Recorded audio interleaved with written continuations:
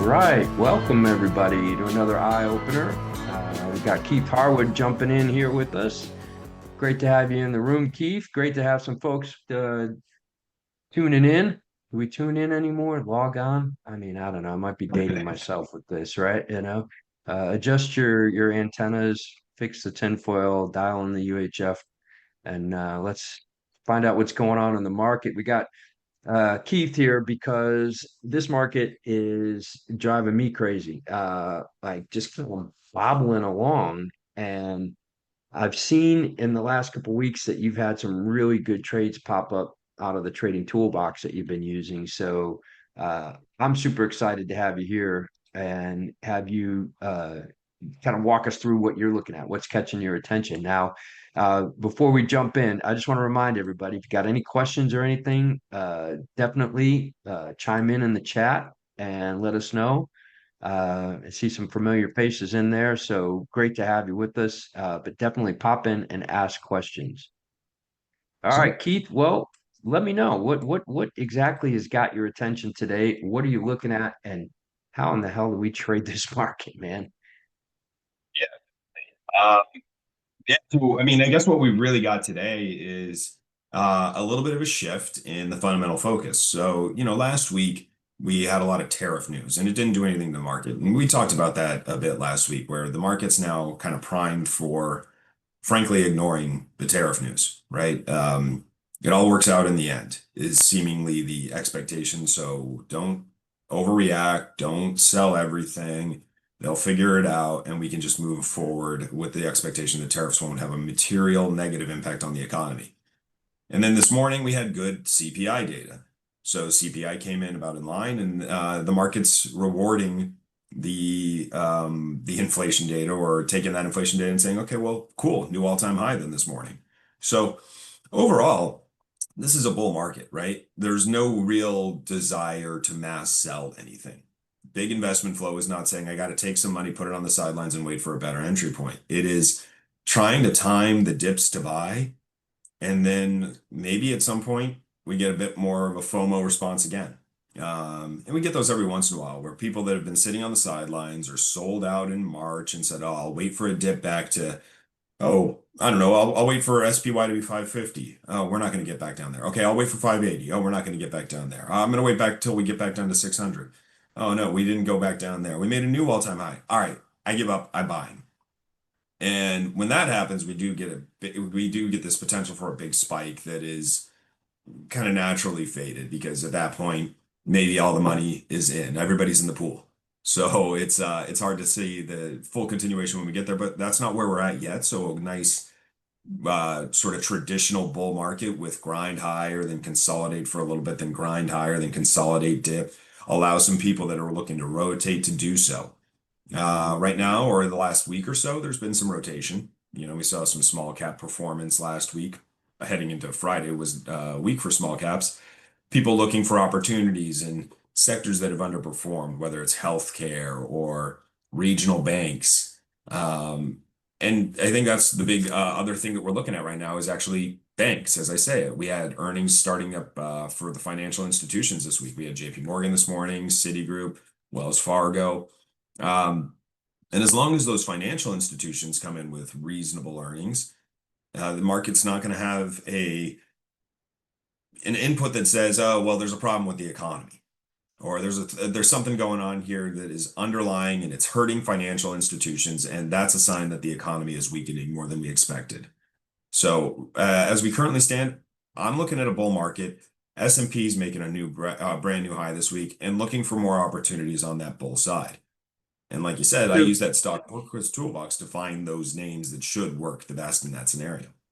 Yeah, just a quick question as we're looking at the SPY chart here. You see it kind of dancing. There were points where it was a little bit overbought and then got a little Mhm. frothy, and it's kind of pulled back down and continues to climb. You look at the RSI; it's kind of Yeah. dancing right on the line there. Uh, you know, uh, how long? How long does it do that? And I know I get apprehensive. I'm like, oh, it can't go up forever. It probably could. We've Yeah. seen it do that before. Look at the run that it had, all the way back there. But uh, you know, I I start to get a little bit of fear of heights when Yeah, we're there sitting you go. up this So high. instead of the fear of missing out, the fear of heights. Yeah, no, that makes a lot of sense. I think back to basically a couple of times in the last 2 years that we've seen this RSI above 70. Doesn't happen very frequently in the broad market. Every 6 months where the RSI gets above 70 or below 30. Now, below 30, very rare, but we do have it happen when we get a fundamental input that causes a dip. October of 23, of course, tariffs here a few months ago. What we saw back in November through March, we'll call it that 4 month window, from November of 23 till March of 24, was an RSI that stayed between around, on the low end, maybe 60 and got up to 80. 80 was clearly too high. We consolidated. We don't have to go down for the RSI to come down. The RSI is showing us how large the up moves are versus how large the down moves are. We can consolidate in that window, bring the RSI back down, get past some of the original spikes, and then continue that bull flow. And even when we had that dip in, what was it, July of 24, this was leading into a non-farm payroll concern about inflation. And remember that stagflation concern that we had, a year ago, where we had inflation but a slowing economy. That turned out to be a very short-lived event, of course. But prior to it, we did have the RSI touch around 80%. Now that too high element did lead to a dip that turned out to be a viable dip. The only time the people that bought there felt bad was in April of this year, and then they started feeling good a few days later again. So if they bought and hold, long-term investment money, they still end up being rewarded. There's this long-term upward trajectory for the market that continues to play out. So yes, I'm a little worried about a 70 RSI hitting, but if we're in this scenario, it's more just about timing when to get in and what to rotate into during that process. Right. We don't have like Yeah. a non-farm payrolls or a specific fundamental data point that makes me worried that we're going to have this. And having CPI data in line, not showing big inflation and that concern over stagflation, that helps me, I think, eliminate this potential dip, the magnitude that we saw here, where we went from 565 down to 510, the 10% drop. My base case is more dips that can be bought into, and maybe we get back down to the 20-day moving average, but we're continuing to hold the 10. We'll zoom back in here. We're holding this 10-day moving average. We haven't really tested the 20-day moving average since, in 3 weeks. The 50-day moving average, we haven't touched that since May. So every time we raise up these moving averages and we start to create a better, higher support line, it gives me two things. It gives me more confidence that the bull market is in play, but it also gives me a level to really watch and focus on in case it breaks. We have this like natural tendency in these bull markets where the 10-day moving average provides support for a while, and then eventually, yeah, it will break. And then I have a good target because we usually just seem to drive right down to that 20-day moving average and say, okay, new support, 20-day moving average, move on. Or new support may be in line with the February 19th high, which happens to also be pretty in line with the 20-day moving average. And then if that breaches, then we look down towards that 50-day moving average, as well as some previous price patterns of where the market had consolidated prior or had broken out from a range before. So right now, yeah, I do think that there's a chance if we do get a dip that we go down to the 20-day moving average and we have a 2% fall. That's pretty safe risk. And frankly, having the defined risk of the options and the leverage of the options in that kind of scenario is also very positive for me because I know that on a 2% dip, yeah, I can get hurt, but at least I'm only worried about 2%. When we're falling down like we were in April, I don't know where my next support level is. We're below all these moving averages. And the market didn't really know where it was either until we got to 482. And then they said on the 9th that tariffs were going to get figured out. So the key on a bull market is that we have all the support levels still in place. And right now we've got two, I think, fairly strong ones in this 10-day moving average has held really well, now it's almost 1% away. And then the 20-day moving average about 2% away. And those are reasonable size risks for a bull to take and say, well, if we get a 1% dip, maybe I have to exit.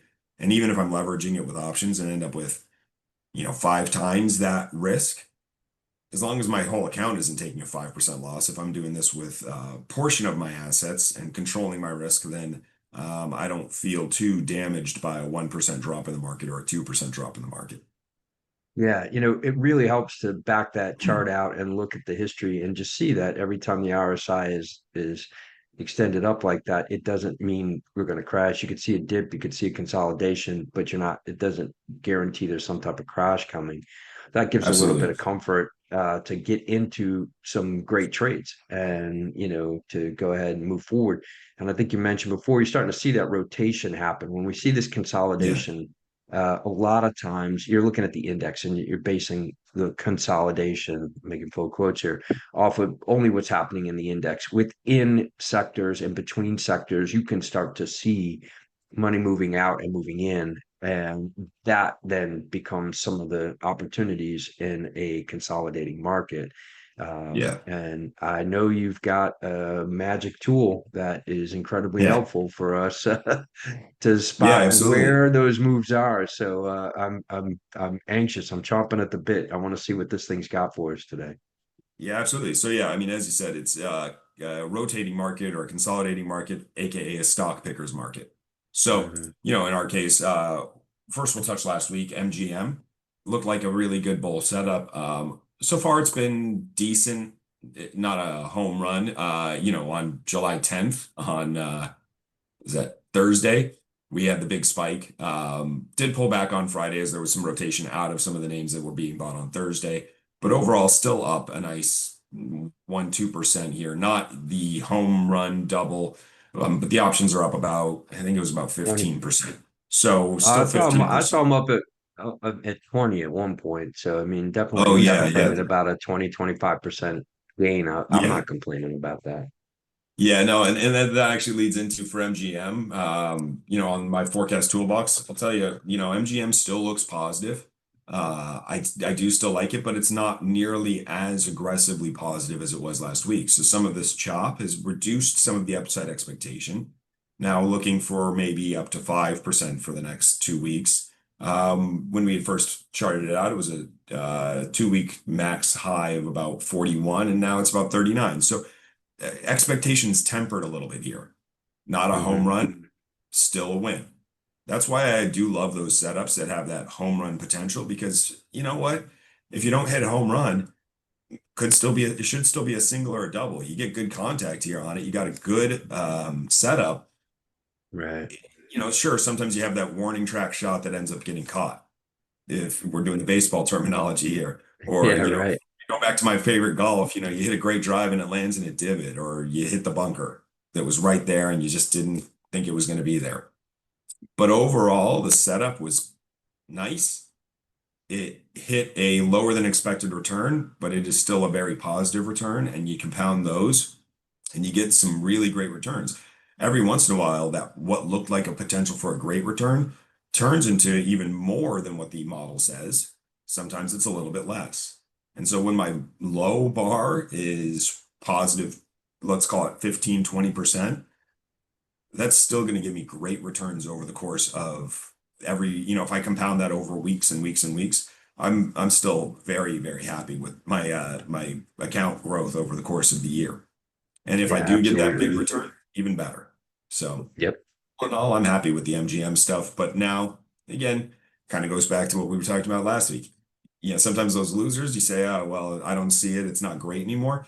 Even with a winner, I can say, well, it still looks good, but is there something better out there? And I think there are better setups out there. So I'm thinking take the small profit and move to the next better setup going forward. Oh, and I'm trying to get this to stay on the right page. And I will note on this as I look at the S&P, we're projecting consolidation. So that Yeah. Look at RSI that. should actually come down here through this consolidation period, assuming this comes to fruition. Now, this may shift tomorrow morning or tonight when we update the model because the breakout today wasn't projected necessarily. The CPI data coming in and allowing the market to make a new high, that may shift this vector to a more positive scenario because the money flow is getting more positive again. Overall, Right. the return's not going to be expected to be 11% for the S&P 500, though. We're not going to get some big number, 6, 11% for 2 weeks in the S&P 500 while already trading at all-time highs. The model knows we don't normally have that behavior absent a fundamental input, and we don't predict what the fundamental input outcome is going to be. Aware of earnings, aware of key dates, but not saying that one's going to make this big move. And that's more shifted through the model grade. We're saying, well, there's information coming out that's going to create an unknown return as opposed to a known predictable return. So, when you see a stock that's got earnings coming up this week, that model grade's naturally going to start coming down because the certainty drops when you've got a fundamental input that could move that stock, whether it's a bank moving 2-3% or a stock like Tesla that could be moving 15%. Then we say, okay, the AI is not going to predict this as well as we want here. Let's focus on the names that don't have that called speed bump that could end up being a ramp. Right. So with all of that, I went through a bunch of different names here, and one sector that's really been keying in for me is semiconductors. They're a little bit positive here, better than the market. So 2.5% for the broad semiconductor index is a nice return. It's been receiving money flow. Here we'll go back to the bar chart view of semiconductors. And everybody likes to talk about NVIDIA, of course, when they're talking semiconductors. So if you hear semiconductors and you're not 100% sure what you're looking at, you're looking for NVIDIA. And semiconductors broke out above their February highs and their actual January highs and just have been continuing to grind higher and a little bit of profit taking. That RSI has been staying elevated. So that could be a concern point. But at the end of the day, as you get smaller and smaller on your sector analysis, the RSI does have an opportunity to stay higher for longer. Because individual names, when they're getting real money flow, somebody's really investing, they're not that worried about the RSI. They're just trying to get it to the price that it should be at, then let the market consolidate and deal with it later. So the RSI may be saying that we're getting a little bit ahead of ourselves in semiconductors, or it might just be part of the signal that really right now, everybody knows that we should be buying these given the current global economic situation, particularly as we work things out with China, which is where our biggest semiconductor, I think, risk has been generally viewed to be. So Right. the semiconductor that came up for me, I'll just switch over here, is ON Semiconductor, on semiconductor. Model grade B, positive trend, very bullish. And looking at that potential for an 11, 12, 13% return. So very similar to what we saw in MGM, very similar to what we saw a couple weeks ago in JP Morgan. The really high growth potential within a space that's already getting bullish money flowing, it has that tailwind. So I go back again and I think, okay, well, if in a week my target's around just under 64 and 2 weeks just under 67, can I leverage this with options? And ON, I think I can. It's a $60 stock right now, actually up a little bit this morning. The August $60 calls are just under $4. So if I hit my price target, they're already that far in the money. If I get a $5 rally, these calls go from 380 up to about 6.5. They'll open a little higher this morning, probably around 410. So if they're trading 410 now, and I think this has a chance to go to 6.5 in the next week, and maybe as high as 7.5 or 8 in 2, that is another huge potential setup here, and I gotta really like it. And if the market starts to rotate down because of financial earnings, well, this is semiconductors, it's at least a little protected from that. Or if the market starts to rotate down because of tariff news, I've got to find my support level and say I don't want to be in if this stock goes below, whether it's the 10-day moving average is a little lower support, about $3 risk to the downside for potential 6 to the upside. That's a positive ratio. Or if I want to be more aggressive and use 57.5, a $2 risk relative to a $5, $6 gain, that's a positive ratio of risk to reward. And the odds are in my favor when I see it on the forecast toolbox saying that high potential move is in play. Yeah, So, that's really looking good. And there's just so much momentum in semis right now that Yeah. it's a good place to play. You feel like you got the wind at your back, and to find one that hasn't quite realized the full thrust of the sector really Yeah. opens up that opportunity. Yeah, I mean, so I look back and like, I also do a little bit of comparison for myself on my technical analysis here to say like, where was Nvidia in February of 2018? Well, it was around 143. So, and getting another 7.5 bucks this morning, you know, amazing return for them. In February of 2025, ON was 57 and a half. So Mhm. Nvidia has already picked up 20% off of that level. ON has picked up 3%. So there's some catch-up potential here for those that are searching for value and trying to find those names that maybe haven't participated but have the same bull story.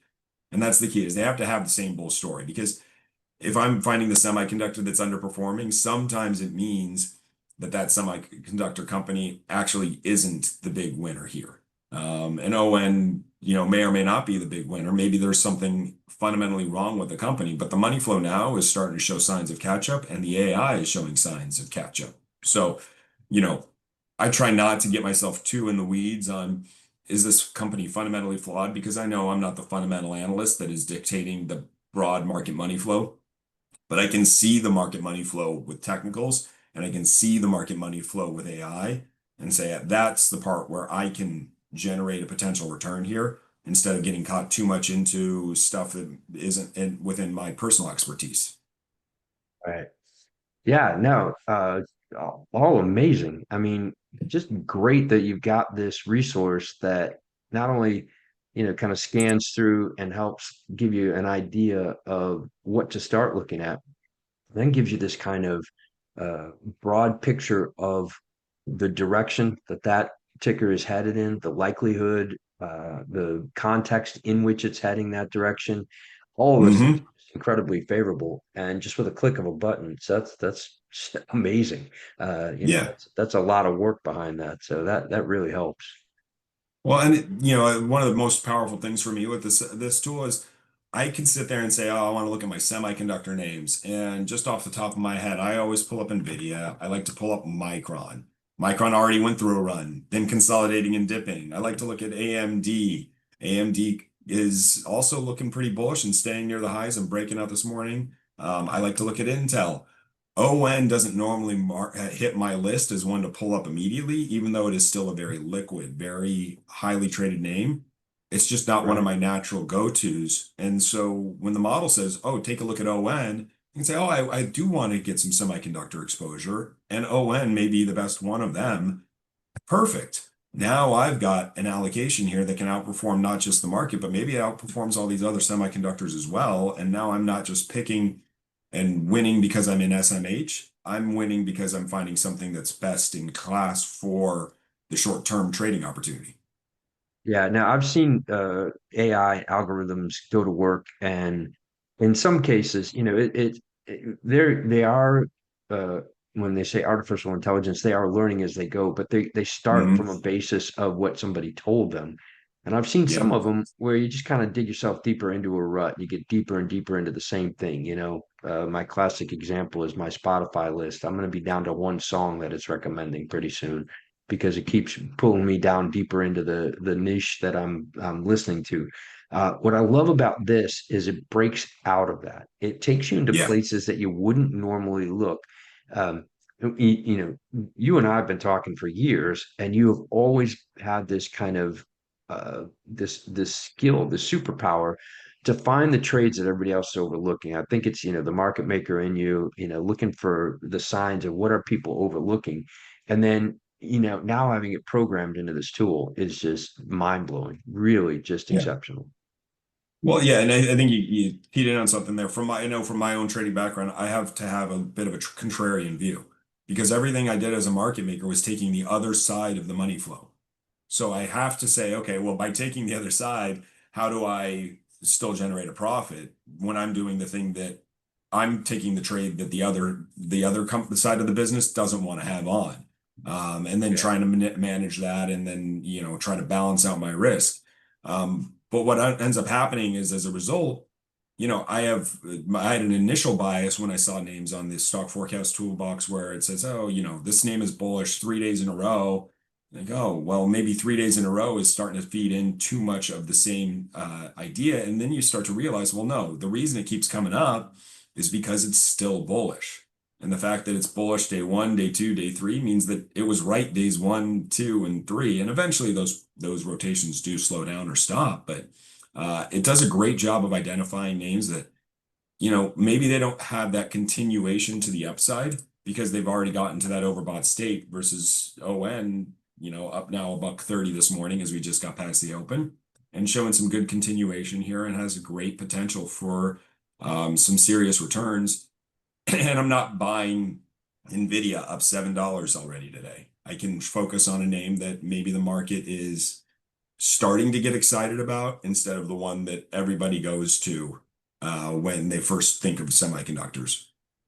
Yeah, I being the slow kid in the Cub Scout pack that was always dangling behind and had to scramble to catch up, I can relate to ON. So Yeah, it's got a I got a lot of sympathy for it, but I love the fact that this tool will spot those type of opportunities in the sector. This is awesome. Keith, thanks so much for jumping on with us today. I really appreciate the time. As always, we're putting the link to this in the email. When you're looking at this video, you're going to see that link. We want you to have it. We want you to check this out. I know this is a great offer to give it a test run and kick the tires. Take yeah, us up on that, and get this kind of power to work for you, working on your account and helping to grow it as well. And Keith, we'll be back next week. We'll have you in here. Really looking forward to how this plays out, how ON does, and we're going to grill you on what you're looking at next week as well. absolutely. Take care, everybody. Have a great day.